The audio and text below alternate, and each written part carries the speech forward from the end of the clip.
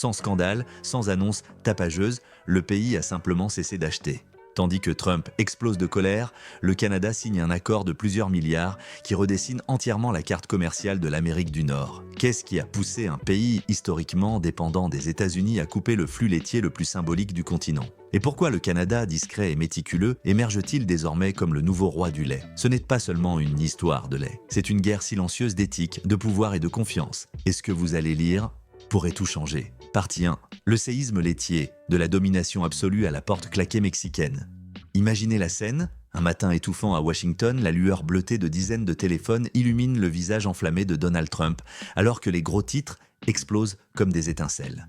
Le Mexique, oui, ce voisin qui fut pendant des décennies le client insatiable du lait américain, vient de fermer le robinet et en plus signe un accord de plusieurs milliards avec le Canada. Une brume dense envahit la salle de presse. Pourtant, presque personne ne réalise que cette bascule commerciale est la faille initiale d'un tremblement de terre qui défie l'idée même de suprématie agricole. Chaque gallon stoppé à la frontière résonne comme un tambour de guerre. Les caméras cherchent la réaction furieuse de Trump, tandis qu'une question aussi acerbe qu'inévitable s'impose. Que s'effondre-t-il lorsque ton plus grand acheteur quitte la table et que ton rival silencieux s'élève comme le nouveau roi de la confiance? C'est ainsi que tout commence. Au milieu du vacarme médiatique, il est nécessaire de faire un pas en arrière. Pour saisir l'ampleur du choc, il faut d'abord ressentir le poids de cette couronne vacillante. Il y a 70 ans, à la fin de la Seconde Guerre mondiale, les prairies américaines ont des terres blanches. Non de neige, mais de mousse laitière. Des fermiers fiers treillaient à la main tandis que des trains frigorifiés serpentèrent vers le sud. Pourtant, cette douceur apparente dissimulait déjà une soif d'expansion, avalant kilomètres et frontières. Mais l'envolée réelle surgit avec la signature de l'ALENA en 1994. À partir de ce moment, les camions-citernes franchirent le Rio Grande comme s'il ne s'agissait que d'une ligne de craie.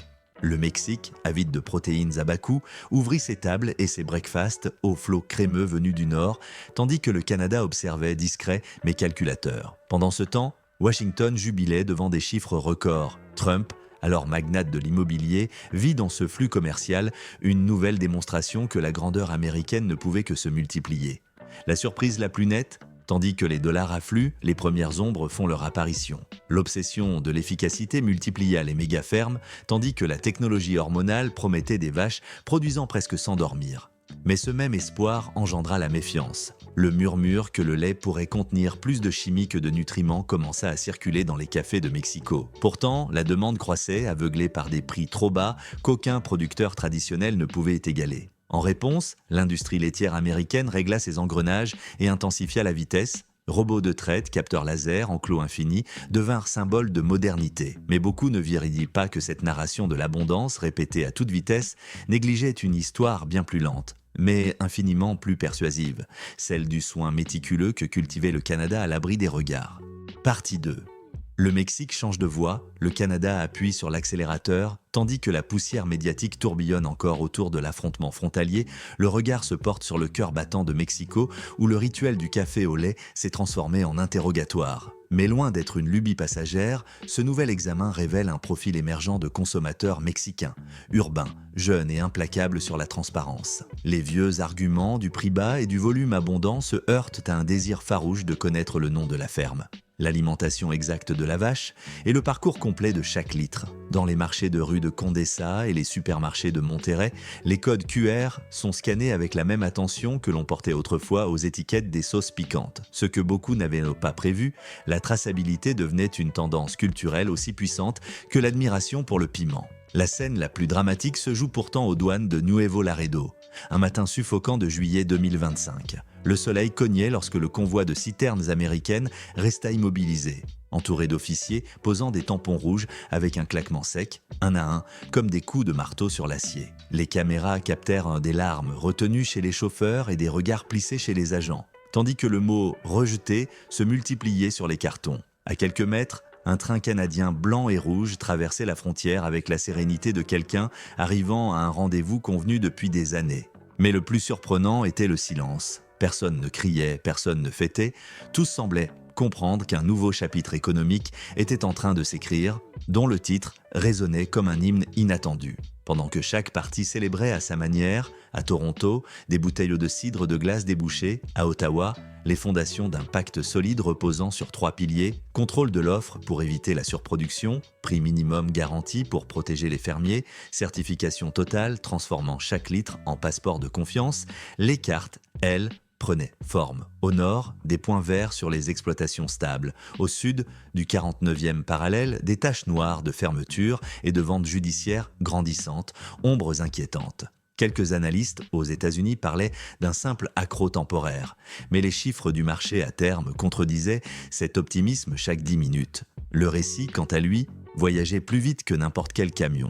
Des influenceurs mexicains sur TikTok décrivaient comment une bouteille canadienne affichait, ligne par ligne, le nombre de pas effectués par la vache cette semaine-là. Ce détail, plusieurs ne l'avaient pas vu venir, conférait un sens symbolique. Le lait cessait d'être un liquide anonyme pour devenir l'héroïne d'une épopée agroécologique. Pendant ce temps, les dirigeants des marques américaines continuaient à exhiber des chiffres de production comme on exhibe des chevaux vapeur, mais le consommateur mexicain ne voulait plus de carburant bon marché. Il voulait un vin de terroir avec histoire, identité et stature propre. Ainsi, l'analogie devenait inévitable. Le lait américain était du carburant promettant des kilomètres sans passion. Le lait canadien, un toast pour une conversation signifiante. Même la consommation ne restait pas confinée à l'élite urbaine. Dans les cantines scolaires du Jalisco et les fondas de Veracruz, le changement de fournisseur fut annoncé par des panneaux jaunes et un sceau vert promettant une origine éthique. Des mères filmèrent des vidéos offrant des verres de lait comme on offrirait un trophée de santé retrouvé. Tandis que les enseignants chantaient à l'unisson la différence entre bien-être animal et rentabilité sauvage. Pendant ce temps, dans les prairies de l'Alberta, des fermiers recevaient des emails de gratitude rédigés en espagnol, réaffirmant l'humanité de l'exportation. Face à cela, la riposte des États-Unis fut rapide. Trump, à des moines, brandit un verre de lait et promit suppression de visas, taxes éclairs et renégociations forcées. Des producteurs du Wisconsin envoyèrent des délégations à Mexico pour défendre leur réputation, tandis que les inspecteurs mexicains continuaient d'archiver des cases d'audit sans ciller. Ce que beaucoup n'avaient pas anticipé. Le récit ne dépendait plus de promesses politiques, mais de cet intangible qu'on appelle la confiance, capital impossible à imprimer sur un drapeau ou à négocier en assemblée. Les données officielles s'enfoncèrent dans une pente glissante. En 6 mois, la part de marché du Canada au Mexique grimpa à 27%, tandis que celle des États-Unis chuta à 60%, un niveau jamais vu depuis 1991. Le vrai impact, toutefois, ne se mesurait plus en statistiques, mais sur les réseaux sociaux. Chaque nouvelle tendance recommandant des lattés au lait du Nord portait le hashtag « Ejecha s'avenir de la responsabilité ». Dans les supermarchés américains, un fantôme parcourait les rayons, promotion 2 pour 1 et litres offerts avec les céréales colorées. Signe d'une surabondance sans demande extérieure. Pendant ce temps, le Canada peaufinait sa narrative avec la précision d'un horloger suisse. Mini-documentaire chantant les druides du lait prenant la température des pâturages à l'aube, interviews télévisées expliquant le prix équitable, caravanes éducatives menant des vaches Jersey dans des fers universitaires comme ambassadrices d'une diplomatie laitière. À Washington, on lançait des campagnes vantant l'héroïsme du fermier moyen, mais chaque spot finissait noyé dans le soupçon qu'il se cachait quelque chose derrière les murs des méga-fermes. Le bouleversement culturel que ces chiffres accompagnaient fut ce que personne n'attendait. Le lait, autrefois simple source de calcium, se transforma en manifeste éthique, chaque gorgée chargée d'une prise de position. Chefs de la haute cuisine mexicaine modifièrent leurs recettes pour mettre en valeur la crémeux du lait canadien. Tandis que les baristas indépendants se mettaient en compétition pour le latte à l'érable parfait. À Québec, des cocktails baptisés Frontières douces apparurent, hommage à un pont commercial qui avait transformé l'érable en emblème d'une victoire continentale. Partie 3. Le coût humain et la révolution éthique. Alors que la carte commerciale se reconfigure comme un échiquier, les coordonnées qui comptent le plus ne figurent pas dans les graphiques d'exportation, mais sur les visages ridés qui émergent à l'aube entre les étables de l'Iowa. Avant même d'entendre leur voix, il faut faire quelques pas en arrière et se rappeler que la statistique la plus percutante ne se mesure pas en litres perdus, mais en vies complètement repositionnées. De plus, un drone survole les prairies du Wisconsin et capte des rangées de silos abandonnés qui s'étirent comme des cicatrices grises sur l'herbe humide. Chaque croûte de rouille est la preuve d'un espoir qui se fissure au ralenti. En conséquence, les journaux télévisés locaux ont laissé tomber le vocabulaire triomphal au profit d'un silence lourd. Ce que beaucoup n'avaient pas vu venir venir, c'est le reflux constant des fermetures. 6000 exploitations américaines ont éteint leur moteur en 3 ans et les autorités agricoles estiment qu'à chaque fermeture s'ajoutent en moyenne 14 emplois indirects. Mais les chiffres s'effacent face au témoignage de Margie Holtz, de la 3e génération de producteurs laitiers. Elle raconte calmement que son père donnait un prénom à chaque vache et qu'aujourd'hui, après avoir vendu le dernier veau, elle erre dans une étable vide où chaque écho transforme un pas en souvenir d'échec. Pourtant, toute douleur ne provient pas d'un seul côté. À Guadalajara, la chef Andrea Montero confie n'avoir jamais imaginé assister à la transformation des menus scolaires de son enfance. Et pourtant, elle se félicite que ses élèves boivent aujourd'hui un produit qu'elle estime plus juste. Ce sentiment contraste avec le regard de Dave Miller, éleveur du Wisconsin, qui observe le lait rejeté se déverser dans des fossés pour éviter des sanctions sanitaires. L'odeur aigre s'élève alors vers le ciel comme un requiem tangible qu'aucun discours politique ne parvient à dissiper. Ce que beaucoup n'avaient pas anticipé, c'est la vitesse vertigineuse avec laquelle les nouvelles motivations de consommation brisent les équilibres anciens. Selon les derniers sondages de 2025, 68% des jeunes occidentaux, et presque le double au Mexique, sont prêts à payer jusqu'à 30% de plus pour des certificats de bien-être animal. Conséquence, la logique du prix bas devient une relique de musée et la fidélité à une marque migre vers des labels de confiance. Un détail révèle encore plus. Dans des enquêtes qualitatives, le mot « empathie » apparaît plus souvent que « économie » comme motivation d'achat, signe que l'émotion l'emporte sur le calcul. Dans les plaines canadiennes, les éleveurs perçoivent le changement comme une vague qui pousse, mais aussi embrasse. Jean-Luc Tremblay, vétéran du Québec, raconte que ces vaches pâturent des moins pendant les gelées de janvier grâce à de nouveaux abris climatisés financés par des crédits d'hiver. Le bénéfice éthique devient tangible dans ses finances. Un litre certifié atteint un prix minimum garantissant des profits durables même en période de faible demande. Il admet cependant que la pression à la transparence est fatigante.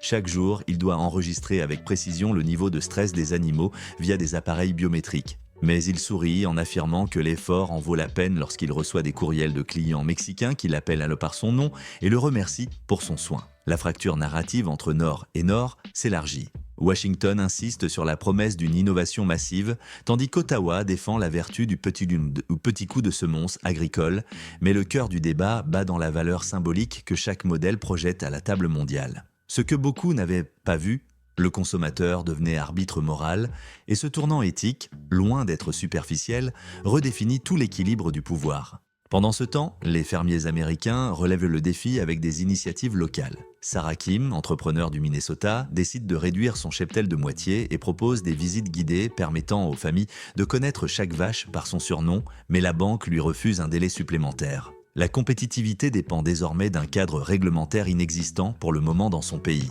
Le Canada, quant à lui, étend son programme de certification trilingue. Espagnol, français, anglais, anticipant de nouveaux marchés où la narration autour des soins animaliers est presque aussi valorisée que l'appellation d'origine d'un bon mezcal. Le coût humain ne se mesure pas qu'en fermetures ou licenciements. Le Centre de recherche en santé rurale signale une augmentation de 22% des cas de dépression chez les agriculteurs américains, tandis que seuls 10% environ des demandeurs accèdent au programme d'assistance psychologique. Malgré cela, des réseaux de soutien ont émergé entre producteurs de différents États, ce que beaucoup n'avaient pas anticipé.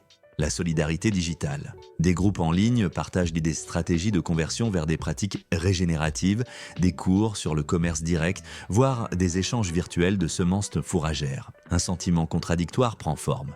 La même crise, qui détruit d'anciennes certitudes, sème aussi l'opportunité d'un renouveau agricole fondé sur la transparence radicale. Aux universités, l'écho de cette révolution éthique résonne. Les étudiants d'économie débattent de modèles d'affaires intégrant des métriques de bien-être animal dans les bilans comptables, tandis que ceux de géographie conçoivent des cartes interactives corrélant qualité du sol et confiance du consommateur. Les facultés de marketing enseignent que l'avenir d'un pays-marché repose sur la cohérence entre discours et réalité. Aucun professeur n'ignore le risque de greenwashing. Et les ateliers d'éthique d'entreprise se remplissent comme des concerts, preuve d'une jeunesse convaincue que l'honnêteté sera la devise la plus recherchée de la prochaine décennie. Pourtant, la dissonance politique demeure. Trump tweet que l'anxiété laitière est une invention des élites globalistes, tandis que les syndicats canadiens alertent qu'un enthousiasme excessif pourrait faire exploser les prix domestiques. En conséquence, les analystes boursiers se frottent les mains devant la volatilité qui leur permet de gros marges spéculatives. Mais ce qui surprend le plus, c'est que le consommateur final fait preuve de calme, comme s'il avait décidé que son vote avec son portefeuille vaut plus que n'importe quelle fluctuation de Wall Street.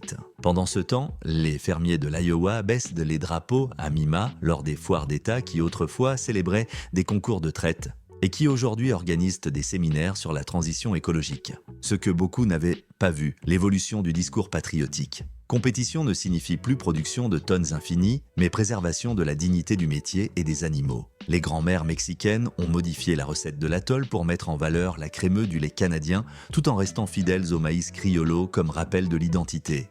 Ainsi, l'alimentation quotidienne devient un carrefour de loyauté transcendante. Partie 4. Le côté humain et la révolution éthique. Alors que la carte commerciale se reconfigure comme un échiquier, les coordonnées qui comptent le plus ne figurent pas dans les graphiques d'exportation, mais sur les visages ridés qui émergent à l'aube entre les étables de l'Iowa. Avant même d'entendre leur voix, il faut faire quelques pas en arrière et se rappeler que la statistique la plus percutante ne se mesure pas en litres perdus, mais en vies complètement repositionnées. De plus, un drone survole les prairies du Wisconsin et capte des rangées de silos abandonnés qui s'étirent comme des cicatrices grises sur l'herbe humide. Chaque croûte de rouille est la preuve d'un espoir qui se fissure au ralenti. En conséquence, les journaux télévisés locaux ont laissé tomber le vocabulaire triomphal au profit d'un silence lourd. Ce que beaucoup n'avaient pas vu venir, c'est le reflux constant des fermetures. 6000 exploitations américaines ont éteint leur moteur en 3 ans et les autorités agricoles estiment qu'à chaque fermeture s'ajoutent en moyenne 14 emplois indirects. Mais les chiffres s'effacent face au témoignage de Margie Holtz, de la 3e génération de producteurs laitiers. Elle raconte calmement que son père donnait un prénom à chaque vache et qu'aujourd'hui, après avoir vendu le dernier veau, elle erre dans une étable vide où chaque écho transforme un pas en souvenir d'échec. Pourtant, toute douleur ne provient pas d'un seul côté. À Guadalajara, la chef Andrea Montero confie n'avoir jamais imaginé assister à la transformation des menus scolaires de son enfance. Et pourtant, elle se félicite que ses élèves boivent aujourd'hui un produit qu'elle estime plus juste. Ce sentiment contraste avec le regard de Dave Miller, éleveur du Wisconsin, qui observe le lait rejeté se déverser dans des fossés pour éviter des sanctions sanitaires. L'odeur aigre s'élève alors vers le ciel comme un requiem tangible qu'aucun discours politique ne parvient à dissiper. Ce que beaucoup n'avaient pas anticipé, c'est la vitesse vertigineuse avec laquelle les nouvelles motivations de consommation brisent les équilibres anciens. Selon les derniers sondages de 2025, 68% des jeunes occidentaux, et presque le double au Mexique, sont prêts à payer jusqu'à 30% de plus pour des certificats de bien-être animal. Conséquence, la logique du prix bas devient une relique de musée et la fidélité à une marque migre vers des labels de confiance.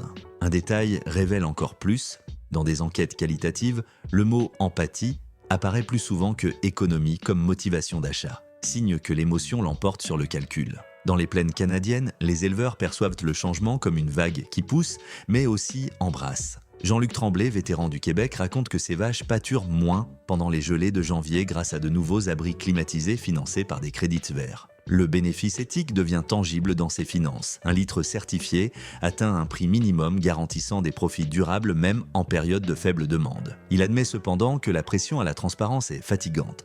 Chaque jour, il doit enregistrer avec précision le niveau de stress des animaux via des appareils biométriques. Mais il sourit en affirmant que l'effort en vaut la peine lorsqu'il reçoit des courriels de clients mexicains qui l'appellent par son nom et le remercient pour son soin. La fracture narrative entre Nord et Nord s'élargit. Washington insiste sur la promesse d'une innovation massive, tandis qu'Ottawa défend la vertu du petit coup de semonce agricole. Mais le cœur du débat bat dans la valeur symbolique que chaque modèle projette à la table mondiale. Ce que beaucoup n'avaient pas vu, le consommateur devenait arbitre moral et ce tournant éthique, loin d'être superficiel, redéfinit tout l'équilibre du pouvoir. Pendant ce temps, les fermiers américains relèvent le défi avec des initiatives locales. Sarah Kim, entrepreneur du Minnesota, décide de réduire son cheptel de moitié et propose des visites guidées permettant aux familles de connaître chaque vache par son surnom. Mais la banque lui refuse un délai supplémentaire. La compétitivité dépend désormais d'un cadre réglementaire inexistant pour le moment dans son pays. Le Canada, quant à lui, étend son programme de certification trilingue, espagnol, français, anglais, anticipant de nouveaux marchés où la narration autour des soins animaliers est presque aussi valorisée que l'appellation d'origine d'un bon mezcal. Le coût humain ne se mesure pas qu'en fermetures ou licenciements. Le Centre de recherche en santé rurale signale une augmentation de 22% des cas de dépression chez les agriculteurs américains, tandis que seuls 10% environ des demandeurs accèdent au programme d'assistance psychologique. Malgré cela, des réseaux de soutien ont émergé entre producteurs de différents États, ce que beaucoup n'avaient pas anticipé. La solidarité digitale.